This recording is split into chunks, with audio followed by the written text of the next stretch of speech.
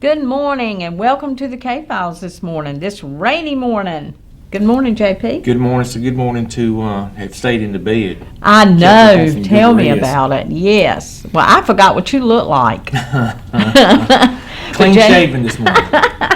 But JP has been doing a good job. Thank you for filling in for me, and I am back, and we're going to talk about some cases this morning and let you know what the K-Files is all about. If you don't know, it is under the umbrella of Team Cold Case, which is a board of folks that raise money so that you can get paid for tips that you are willing to give to help out families get closure and to help solve unsolved murders. Mm-hmm. Essentially, that's what it's about, isn't it, JP? Yeah.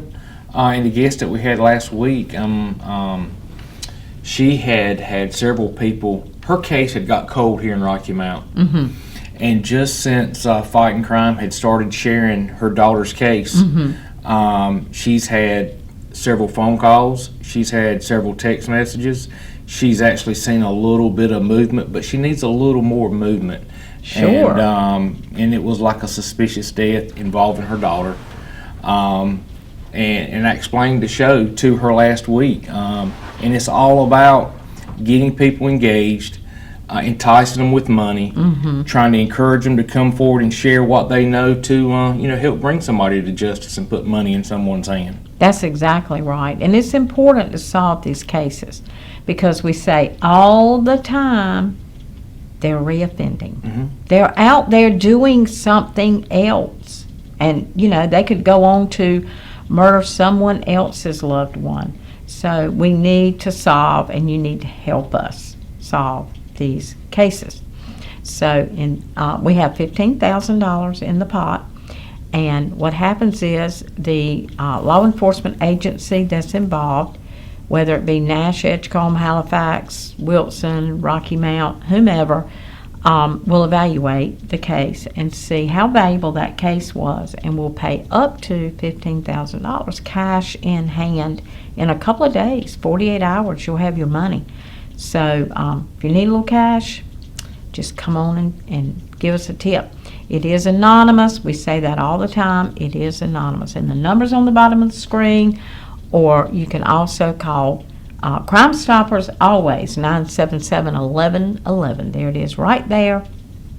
And if it's a Rocky Mount case, which we do unfortunately have more Rocky Mount cases than we do the county cases, but there's the text to tip for Rocky Mount. And those folks are from Canada. So, the police department said, we won't know who you are because they get the tip and pass it on to them. So anyway, that's kind of how it works, and we'll let JP let me know where we are. We're going to pick up with a case this morning from May 21st, 2012. Emmanuel Robert Gent. Emmanuel Robert Gent, May 21, 2012. Emmanuel, 26 years old, was killed outside of a friend's home at 1414 Branch Street in Rocky Mount. Around 10 p.m., EMS had arrived and pronounced Gent dead on the scene. The friend advised that two men, one wearing a red bandana over his face and a white t-shirt and black pants, and another male wearing all black, had approached them in an attempted robbery. They were seen leaving the area on foot. Again, this is a Rocky Mount case, 1414 Branch Street, Rocky Mount, 10 o'clock p.m., May 21st, 2012. Branch Street has gotten to be that area over there, Hargrove Street, Branch Street, Clark Street. We get a lot of, we have a lot of cases from over that way. As a matter of fact, the Sammy case at the Convenient Mart, that's on Wilson Road, which is right there. All of that is right there together. Gotten to be just a bad area. Yeah. It really has. But this case was on 1414 Branch Street, as you said, 10 o'clock at night. And most of these, I hate to say it, shootings are drug deals. Do you know they said fentanyl is the #1 killer now in the United States? I believe it. I was just floored. I mean, I know that it's big time, but I mean, you think heart attack, you think all these things, and now fentanyl is #1. It's on the billboard. And it's sad because it's preventable. That is the most preventable thing there is. It is.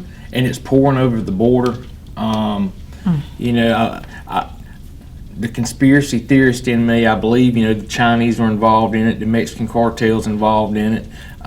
Drug dealers are experimenting with fentanyl, putting it in marijuana, putting it on homemade pills.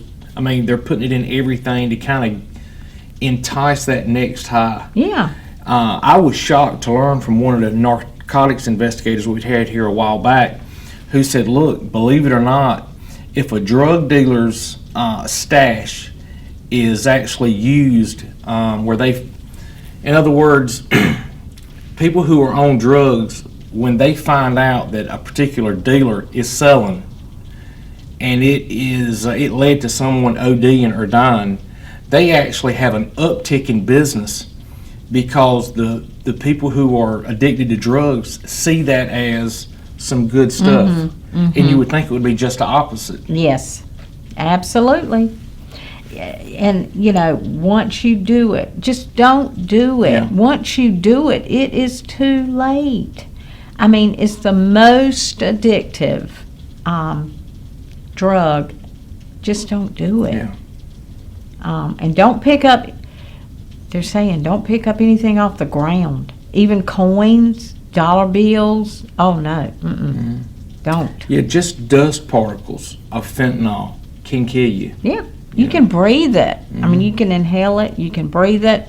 I would love to have a expert to really come and talk about it on this show. I really would, because I heard a guy in Wilson at a thing for the chamber I attended. He was kind of an expert. It scared me to death. I mean, he scared me to death. For children, he was talking about your children in school and things like that. Just don't do it. Yeah. So the first time. So anyway, okay, we'll move on to the next case.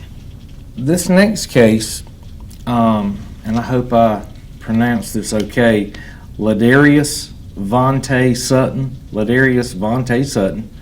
This case is from June 7th, 2012. Officers responded to 407 B as in boy, Roundtree Street, West in Wilson, in reference to shots fired. Upon arrival, Ladarius Sutton was located suffering from a gunshot wound. Sutton was transported to Wilson Medical Center for treatment, where he was later pronounced deceased. This is a Wilson PD case, 407 Roundtree Street. Young man was shot. Ladarius Vontae Sutton, June 7th, 2012. Transferred to Wilson. And, Not a lot died. of information on this case. But another case of, I guarantee you, drugs were involved. I guarantee it. If anybody knows anything about Ladarius Vontae Sutton, if you have a tip, we would like to have it. We would certainly not say anything we would certainly not. We won't know who you are. Just give us the tip. We'll pass it on to the police department in Wilson or the sheriff's department, whatever the case is. So I speculate that most cases in this book are drug and or gang related. Absolutely, yes. I would. I think so. Okay. This next case is Stanley Thomas. Stanley Thomas. This case is from December 19th, 2012. Around 8:30 p.m., Stanley Thomas, who was 24 years old, who was from Halifax County, he was on the 1500 block of Tadlock Avenue in Rocky Mount when he was shot and killed. That's limited information. That's all we have. Stanley Thomas, December 19th, 2012, around 8:30 p.m., so it would have been dark. Stanley Thomas, 24, was shot, 1500 block, Tadlock Avenue. I'm not familiar with Tadlock. I'm not. I don't know where Tadlock is. I don't know a whole lot about Wilson. I know some of the main streets, Ward Boulevard and Nash Street and all of those, but don't know where Tadlock is. So if anybody knows anything about this case, Stanley Thomas, he was from Halifax County. This is Halifax County, not Wilson. I just said He was from Halifax, but the actual shooting was 1500 block Tadlock in Rocky Mount. I don't know what. I guess I'm still in the other case, Wilson, but I don't know where Tadlock Avenue in Rocky Mount is. I have no idea.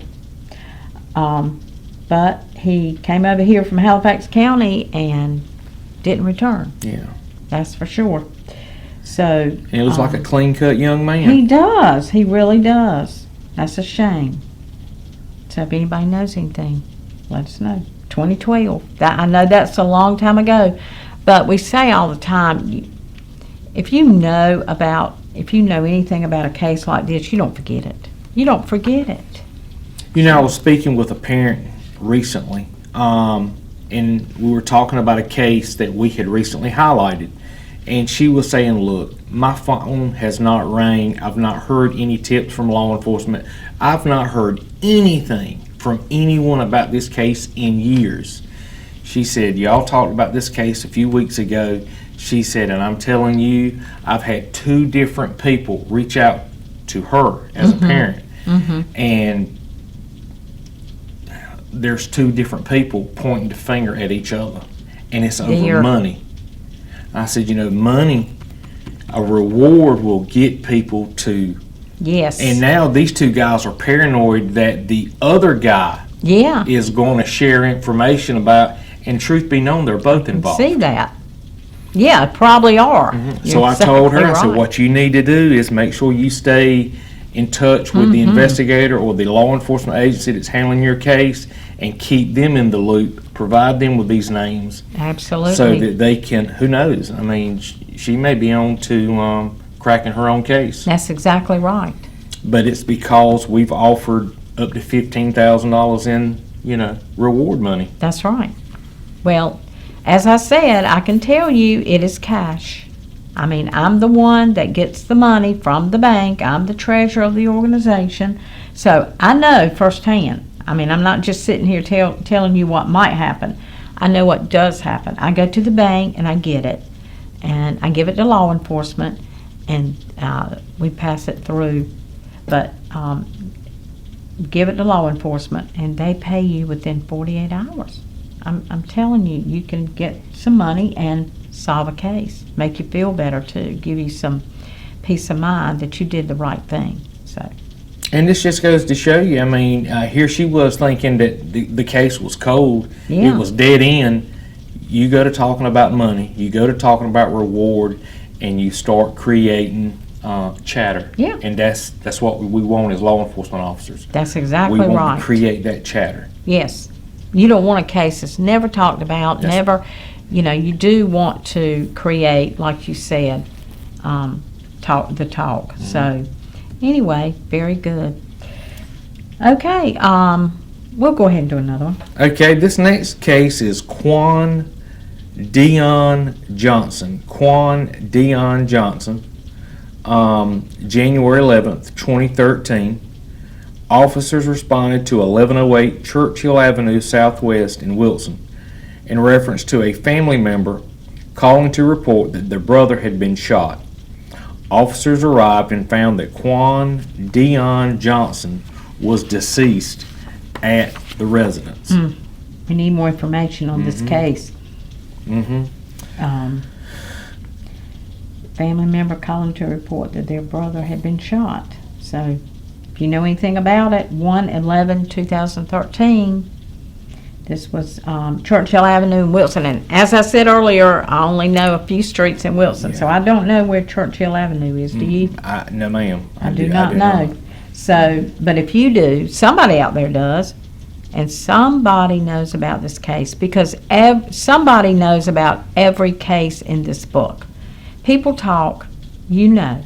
There's somebody out there, you know about it. So please come forward.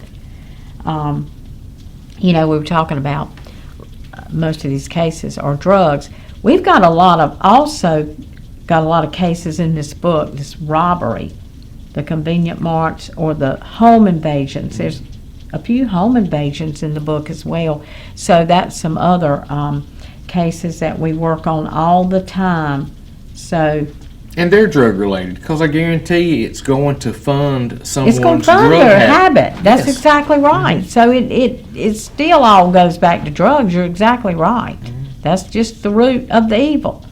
So, okay, well, our technician's telling us it's time to go to break. So we'll be right back with you right after this on the K-Files.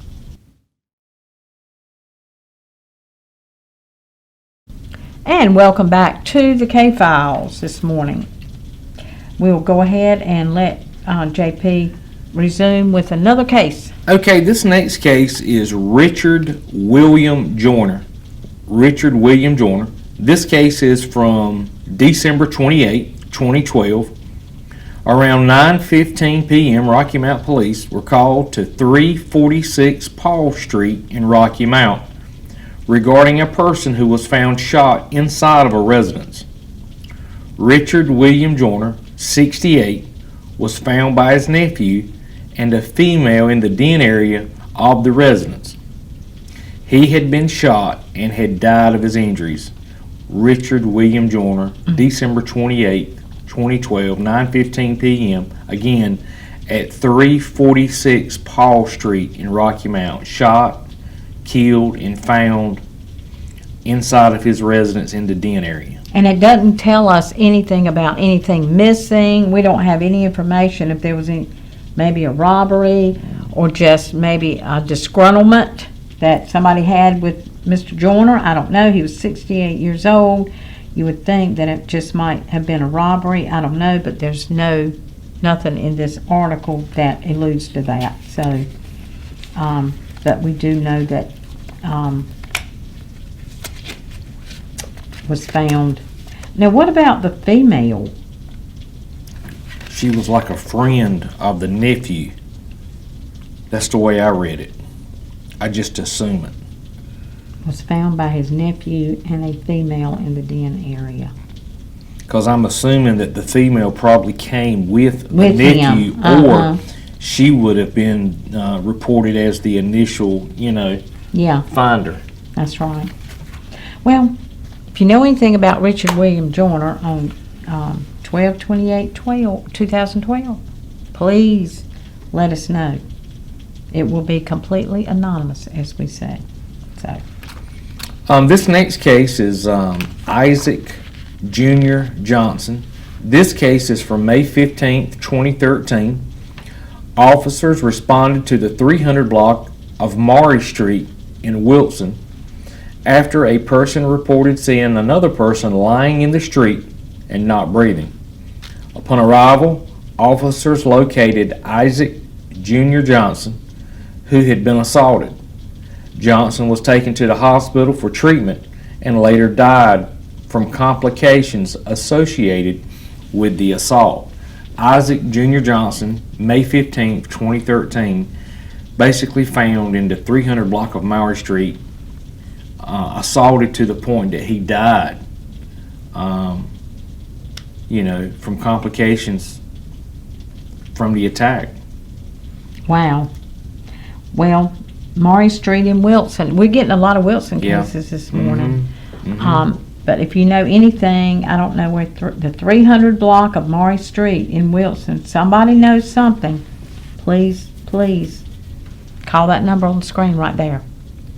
And I was telling someone the other day, look, if there is a case that is not necessarily in this book, let's say it's an Nash, Edgecombe, Wilson, Halifax case, and it's near and dear to you. I mean, It doesn't have to be in this book to take advantage of a reward. I mean, absolutely. Please reach out, share that tip, get paid for the information that you know. We can make it happen. That's exactly right. if you do, we have had a few calls, and some of them are in the book, but could you please talk about this case? We've had 2 or 3 people to call us and say, we would really like for you to bring this to the forefront a little bit more. And we'll be happy to do that, because what are we here for? We're here to solve crimes, and if you feel like your case has not been talked about enough, or if you feel like it's getting some movement, that's the time to talk about it. Yeah, and look, come on with us. Yeah, absolutely. We'd love to have you come on and share your story from your perspective. Share the information that you know, and you might entice someone with your story to that leads to a break-into case. That's exactly right. This next case is Brian Tariq Freeman. Brian Tariq Freeman, from January 18th, 2014. Brian Freeman, 15, was killed while walking to a friend's house on the 700 block of Highland Avenue in Rocky Mount around midnight. When Rocky Mount police arrived, they found Brian laying in the yard at the corner of Highland and Woodland Avenue.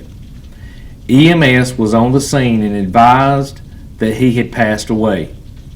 A 14-year-old juvenile was with Brian as he was walking and had stated that a brown or tan Toyota Camry drove by them and the occupant started firing shots. You know, that's just visualizing that as I read it. 2 kids, 14 and 15 years old.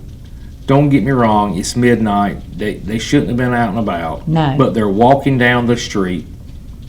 A random car appears, and the occupants start firing a gun at them, and one of them dies as a result of it. And you know, it's a good description of the car. I mean, pretty good description. Brown or tan Toyota Camry. I mean, they can put that in a database, can't they? They can.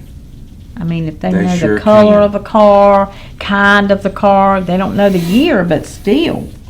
You know, Freddie had some signs get stolen back during the election, and we met with the sheriff's office because we had a partial tag. And sheriff's department come in, sat at a table, opened the laptop, and they said, okay, let's start. We said, okay, white 2500 GMC. Bam. Within a 50-mile radius, we had a list of every white GMC 2500.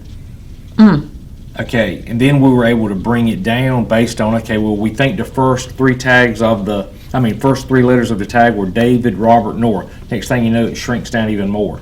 But there's a lot of data at the fingertips nowadays of law enforcement that we can search for suspect vehicles.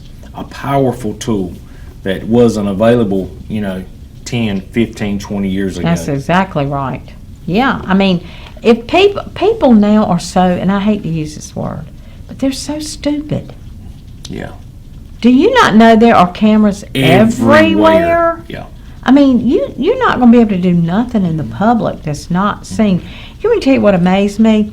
How in the world did they have a camera on that boat, that ship in Maryland, and got that whole thing happening?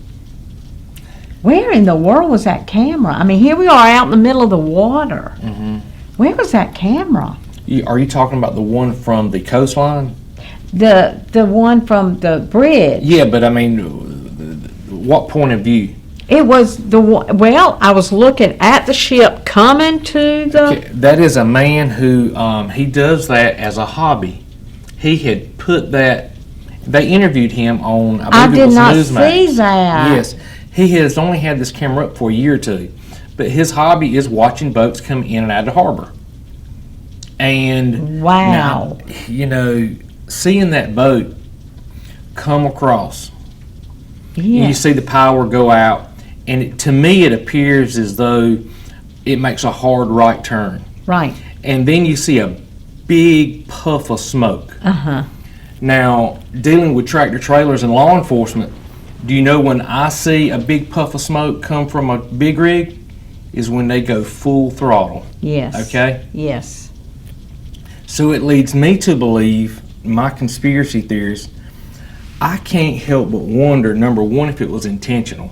It almost makes me wonder, was the control system of this vessel, was it hijacked electronically?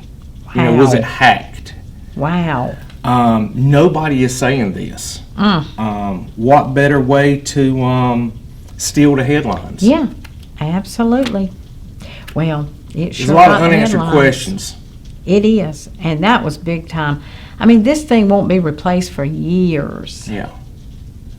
And it's a major thoroughfare. A major, because I've been over that bridge so many times. Yes, going a up leg of north. I-95. Yeah. So, you know, cameras are everywhere. They Even are. in the, but where was the camera? It was, What was it on? now I don't know what he had it mounted on, but he had data, he had video from weeks and months and years prior. It's just something that he did as a hobby, watching these vessels go in and out of the harbor. It's live. You can actually watch it 24/7. It's just Yeah. something that he had done. It's just so weird that this happened. When you fast forward that video, it shows that boat going just as pretty as you can Yeah. ask for towards the large opening. Right. The first time the lights blink, it's like it makes a hard right turn. Right. The power comes back on, it continues, the lights go out again, it makes a hard right turn again, and that's when it strikes. Yeah. I'm telling It's you, just- it was horrible to Yeah. watch it. I mean, but I thought everything is caught on camera. I mean, well, you know, bless the man that had it, because that is a key. I mean, that's going to be key in their investigation. And watch the traffic. If you watch the traffic on the bridge, Yes. there's a lot of traffic on Yes, that bridge. it was at 1:30 in the morning. Then all of a sudden, when the lights go out on that boat, if you notice, the traffic stops. And it just so happens that you've got people at either end of the bridge communicating with each other saying, stop the traffic. Okay, because now, if I'm not badly mistaken, they're only reporting 6 deaths so far. Right. And none of those deaths that are being reported are from people who were in a vehicle. Right. Okay. They were It's construction workers. people from the road. Because you know. up north, they do a lot of that working at night, because it's so busy, the roads are so busy, and there's so much traffic that they do a lot of their things at night. If you drive up north during the night, you can see lights. They work with lights, and they work all night on those bridges and roads, and but just, It's just a lot of oddity to me. yeah. You know, It is just very strange. We'll see as they investigate. It's further investigation going on, so we'll see what comes of that. But point is, there was even a camera on something like that nobody anticipated That's right. happening. And so you better watch out. Well, I guess it's time for us to go to break, get some weather. We want to get Fred to explain all of this rain. We want some pretty weather for the weekend. We're ordering beautiful Easter weather, Fred. Yes.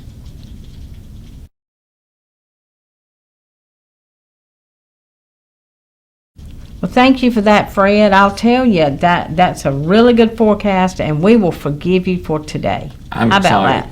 I'm excited for some 80 and 81 degree days. Except my grass is going to grow. Yeah. After all of this rain, it Cut sure it is. again. Yes, and I had it looking, my yard looks so good, and now. But anyway, all right, we will continue on. Okay, this next case is Devontae Jaquan Ebert. Devontae Jaquan Ebert. This case is from June 13th, 2014, police officers were called to the 700 block of Branch Street, another call on Branch Another Street, branch. in Rocky Mount around 12:30 a.m. after Rocky Mount police got reports of shots fired in the area. When officers arrived, they found two people suffering from gunshot wounds. Both were taken to the hospital. Devontae Jaquan Ebert, 18 years old at the time, died at the hospital from his injuries. The other victim, a 17-year-old, was treated and released. A short time later, two other victims, 21 and 26, arrived at the hospital with injuries from the same incident. They were also treated and released. So 4 people shot, 1 killed, June 13th, 2014, 700 block of Branch Street at 12:30 in the morning. They practically had a shootout. They sure did. Wow. And one of them didn't make it. And that was Devontae Jaquan Ebert. So somebody knows something. When something happens that big time with 4 or 5 people being shot, some people know something. Yeah. They know something. So please let us know. I would argue that this other 17, this 21, this 26-year-old, they probably have key information. Now, regardless if they, came forward and shared it with law enforcement or not, as a law enforcement officer, I would suspect they probably know. Yeah, absolutely. What was going on here. Yeah, I mean, they live to tell it, but they need to tell it. They really do. That sounds gang related. Yes, it does. Absolutely. And I'm just speculating. I mean, it just It's got it gang written screeches all off. over it. Yes, it does. Okay. This next case is Julius Lee Brinson. Julius Lee Brinson. This case is from August 17th, 2014, around 9:45 p.m. Halifax County deputies responded to 52 Verna Lane, Enfield, regarding a shooting incident. After arriving, deputies located Mr. Julius Lee Brinson just inside the doorway, deceased from an apparent gunshot wound. The information provided at the time of the incident was that 4 unidentified black males kicked the door into the residence to rob the occupants of the home. August 17th, 2014, 9:45 p.m., Julius Lee Brinson was killed during what is being reported as a home invasion. You're sitting in your home, whether you're cooking, whether you're watching a movie, that is the most horrifying, and somebody starts just kicking the door in. Yep. Oh my God, that's got to be the scariest thing. Yeah. Like I've said before, this scares me more than anything at my home. Absolutely. Because you're at home, you're probably consumed with a TV show, or you're in the bed, Yes. and all you're going to wait to, or what's going to get your attention, is the front door casing, back door, something getting kicked in, and a rush of people coming in. Well, now I'm going to tell you something. This happened at 9:45 p.m. But these criminals know that during the day, a lot of people do not lock their doors during the day. Because it's daytime, it's daylight. Nobody's going to do anything in daylight. You want to bet? And criminals know this. And so a lot of these things happen during the day. Lock your doors. It doesn't matter. If you're inside your house, do you lock your doors during the day? Yes, I do. Yeah. Lock your doors during the day. I mean, if they're trying to get in, at least it will deter long enough for you to call somebody. But you know what? If your doors are not locked, well, you're not going to have time to call anybody. Yeah. And these people are slick. During the Yes. daytime, they have started taking like vans, putting FedEx decals or Amazon decals on vans. They even go so far as to have packages made up to make it appear as though they're going to your door to leave a package. Right. Ring the doorbell, knock on the door. They're trying to gauge, are you home? Because the average person, if you're home and you see FedEx or you see Amazon, you're going to come to the door. Yes. And all they're going to do is they're going to pivot and be like, okay, I'm sorry, I'm at the wrong residence. Mm-hmm. Okay. Exactly right. But if you don't make a sound, you don't let them know that you're home, or they're going to kick the door in. Yes. That's their newest way to get in your home. Because people riding by, they don't think anything. No. They see seeing a delivery FedEx truck. They see a delivery truck. So they just keep on getting it. Keep on going. That's right. And here they are, these people have kicked your door in and come in and, wreaking havoc. Well, do lock your door and don't go out. Don't open the door. I like the fact that legitimately FedEx and all these folks, UPS, leave them on the porch now. Mm-hmm. They didn't used to. You had to sign. Remember the days when you had to sign for the package? Mm-hmm. Wonder why they stopped doing that. Just couldn't find anybody at home. Probably. Had to go back and back and back. Mm-hmm. Well, I'm glad that they leave them on the porch now, so you don't have to open the door for folks, because you don't know. Like you said, you don't know if it's FedEx or not. Yeah. So, anyway. And you also see an uptick in people having packages stolen from their doorstep now. Mm-hmm. People ride by, see a package on your front porch or in your driveway, things like that. They'll wheel right in there and pick that package up and roll out. That's right. That's exactly right. Well, guess what's coming up next? We've had a lot of feedback Yes. over the years about this case. They've got to be able to solve this case, Yeah. because there's so much, been talked about in this case. It has, and if anybody's watching, if you know anything about this case, please reach out to Rocky Mountain Police Department, reach out to Nash County Sheriff's Office.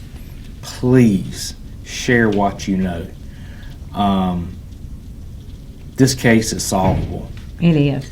This Hoy case, Jefferson Cobb. Hoy Jefferson Cobb, Commissioner Cobb, And they called him Jeff Cobb. Jeff Cobb. This case is from November the 11th, 2014. Hoy Jefferson Cobb Jr. He was 75 years old, found dead in his residence on Jeffries Court in Rocky Mount, North Carolina. He died of multiple stab wounds to the chest, according to his death certificate. There was an open package of condoms on the bedside table. A woman's hair tie was found on the floor of the bedroom, and according to an investigative report, Cobb had an acute amount of alcohol in his system. That was according to the autopsy's toxicology report. Robbery was not the motive, as nothing was missing from inside the residence. Again, Jeff Cobb, November 11th, 2014, 75, found dead inside his residence at Jeffries Court in Rocky Mount. Well, when you look at the evidence, when you look at the condom, when you look at the hair tie on the floor, when you look at all these things, but you know what? Sometimes these things, Mr. Cobb was known to like women and alcohol. Sometimes it can be something other than is so obvious. Mm-hmm.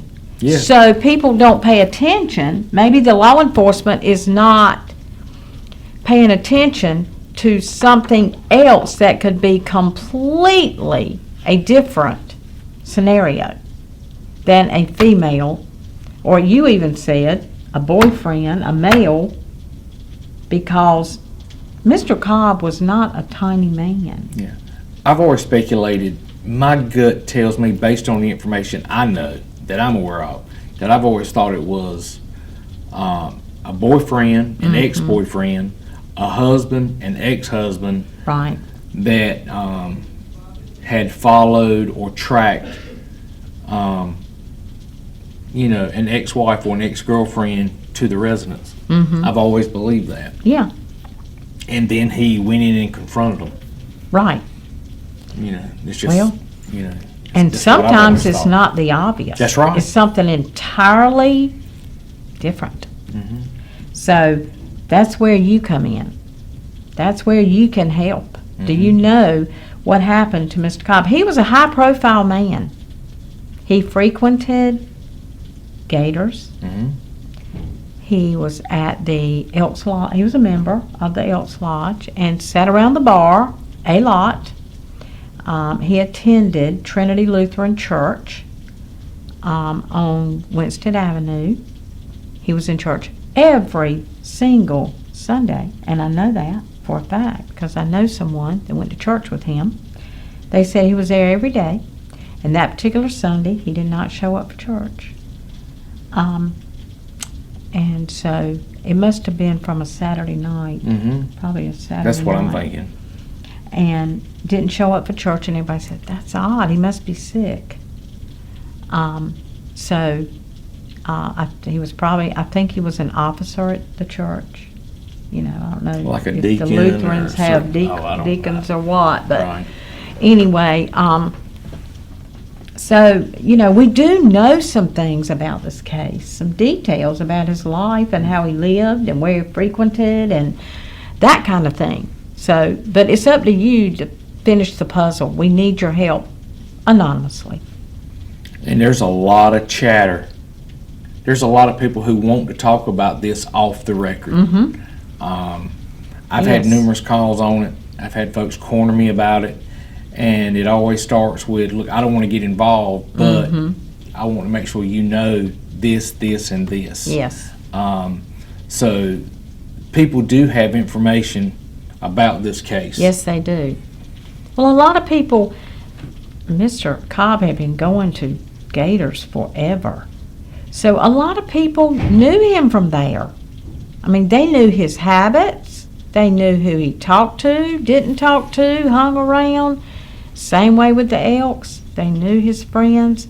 So, I mean, there's so much in this case that is known. So I believe this case will be solved. I do too. I do believe it's going to be solved. So, well, that's all for this rainy day. We appreciate you watching the K-Files. Thank you, JP, for being here this morning. And we will see you. JP will not be here next week, but I will.